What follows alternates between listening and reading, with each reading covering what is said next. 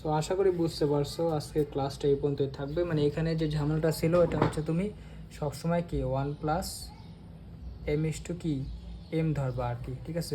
কখনো বিসিটাকে মানে বিসি তো ছিল আমার এখানে এম, এই যে এখানে এই যে এটা বিসিটা ছিল কত আমার এম এম, আর এখানে এসিটা ছিল হচ্ছে কত 1+m আর কি, ঠিক আছে।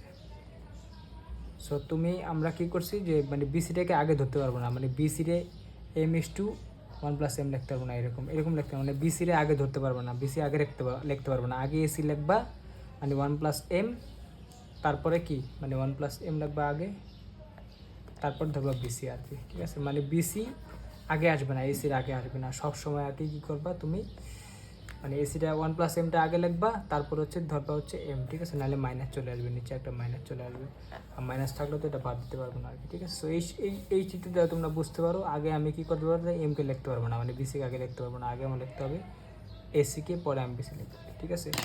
সো এইটা ছিল তোমাদের অন্তর্বিভক্তকরণ আর হচ্ছে বহির্বিভক্তকরণের সূত্রের কিছু অনুসিদ্ধান্ত দেখাইছি। সো সামনে আরও কিছু শর্টকাট দেখবো, তবে আমরা এই চ্যাপ্টারে কিছু ম্যাথ করে নেবো আর কি, কারণ সূত্রটার ব্যবহার শিখতে হবে এরপরে। সো নেক্সট ক্লাসে আমি তোমাদের 3.2 এর ম্যাথে আর কি ওখান থেকে কিছু ম্যাথ করাবো এসিএম এর বই থেকে। তো আজকে এই পর্যন্তই থাক, হ্যাঁ।